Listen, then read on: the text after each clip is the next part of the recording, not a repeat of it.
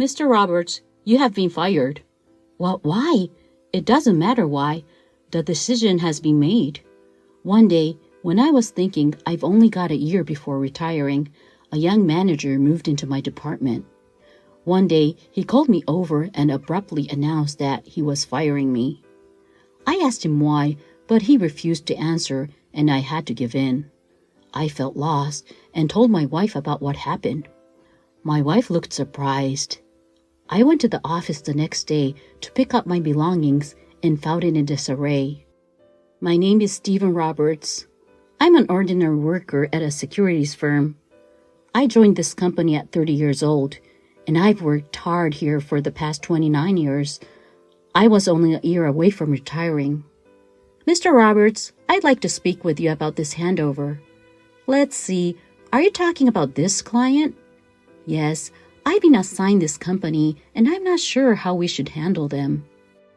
I think it's better to have an in-depth meeting with them. They are extremely cautious because this is not a small transaction. It will go smoothly if we can alleviate their concerns during our meetings. I see. Thank you so much. As I approached retirement, I was delegating my responsibilities to my subordinate. I was relieved to have a break in my work and was eager to devote the rest of the year to internal projects. Then, one day, someone transferred from Tokyo to our department. The branch manager introduced me to the man, and I noticed that he was still a young employee. A new employee has moved to our department? I wondered why. A new general manager has just been transferred to our department, he said. His name is Taylor Norris. Please introduce yourself. I have recently been assigned to this department and promoted to manager. My name is Taylor Norris. I am still young, but I will do my best to lead you all in the same manner that my father led this company. I am excited to work with you all. Hearing the surname Norris reminded me of the CEO's son's existence. And he is the CEO's son. I was convinced he was the CEO's son and that he had been appointed to the unusual position of department head at the age of 25. Who created this report? I did indeed. Why is the document in this format? Can you make it more readable? The format for this document was decided beforehand, and I only followed what was decided. What? I don't care when it was decided, but can't you revise it? If I find it difficult, I believe my father, the CEO, will find it more difficult. Do you give speeches like that in front of the president? I sincerely apologized. If I succeed my father as president and was presented with this document, I wouldn't want to read through it. Please make documents that will catch my attention. He would mention his father whenever he would speak. I know that new manager is the CEO's son, but he is so arrogant. He simply assigns the work to us and then leaves it to us. The other day, he complained even though I made a document exactly as he said, and that whenever I mentioned anything, he would bring up his father's name, so it's difficult to talk to him, people will complain. In fact, I heard him mention his father's name several times. I didn't pay attention to him because I was going to retire in a year. Mr. Roberts, could you please come in here for a moment? Can I assist you with something? Let's talk in private in the meeting room. Certainly. I returned after my lunch break to resume my work, but I was immediately summoned by the manager. I wondered what I had done wrong as I was suddenly summoned to a meeting. Was it about the new client? Or was there an issue with a previous client? Or was it something more serious? I had no idea why I had been summoned. Sir, am I in any trouble? Is it something else entirely? No, it's just a different matter. I asked what the meeting was about, but wasn't told any details, and was asked to come to the meeting room. So, as I went to the meeting room, I was thinking about why I was summoned. Well, please have a seat, he said. Yes, sir. I'm going to be direct. Mr. Roberts, you are fired.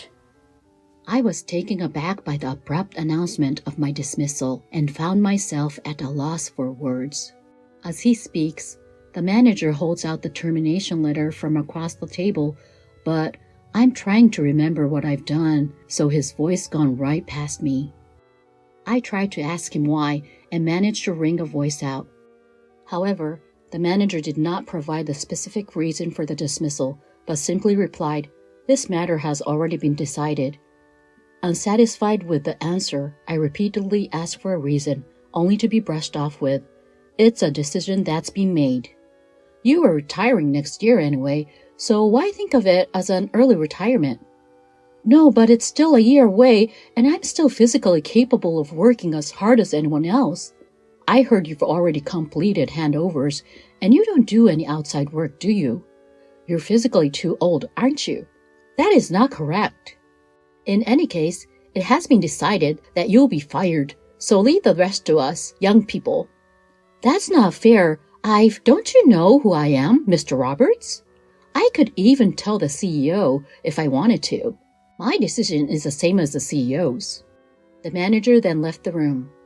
I was left in a daze, unsure of what to do.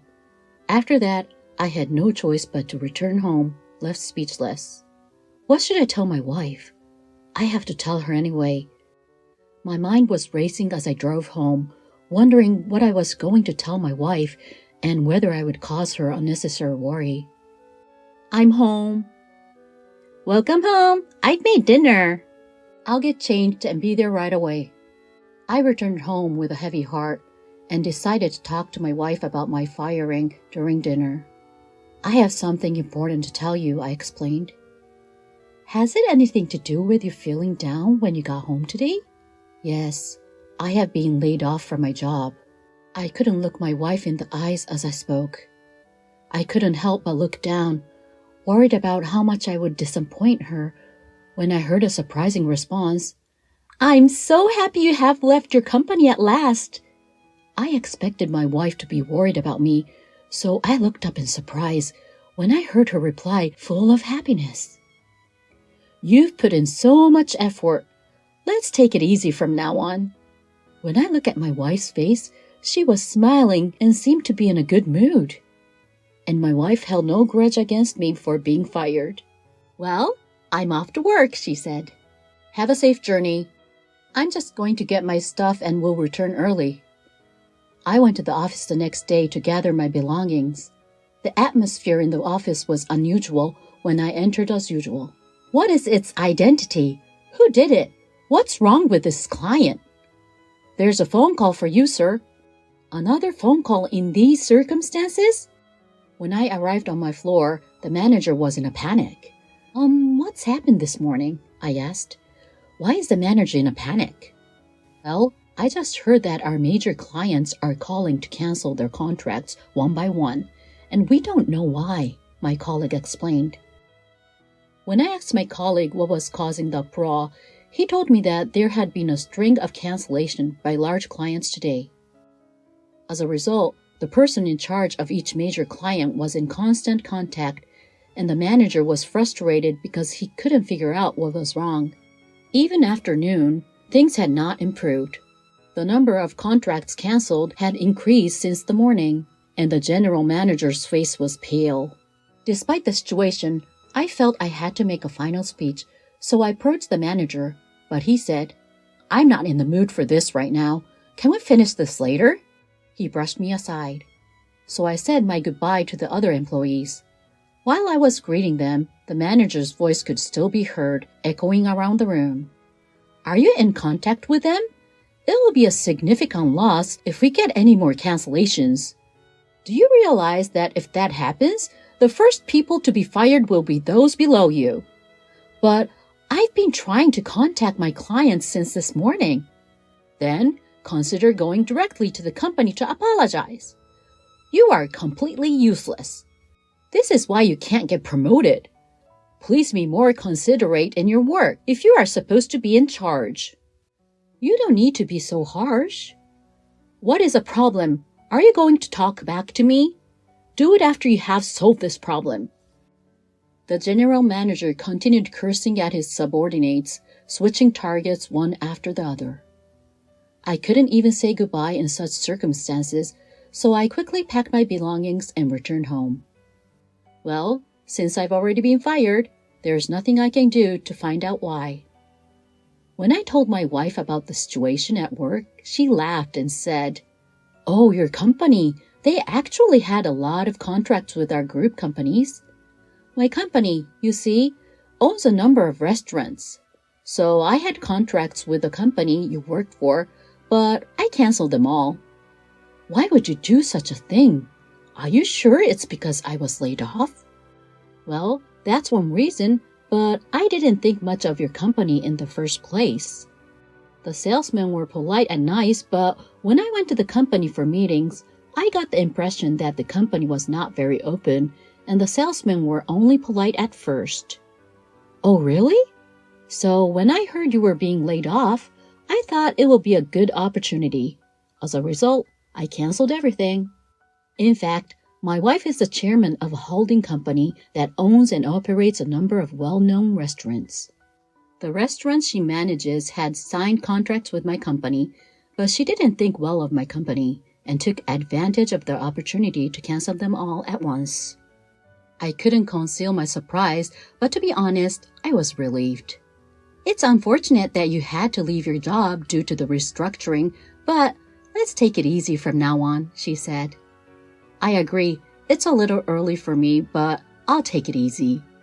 Yes, you've worked so hard all along, and I like to spend some time with you now that I'm stepping down as chairman. I've already chosen my replacement. Despite being laid off, I had been with the company for 29 years and had enough savings. And my wife said that due to my early retirement, she will hand over the chairmanship to her successor. We entered into an early retirement and started spending our days leisurely.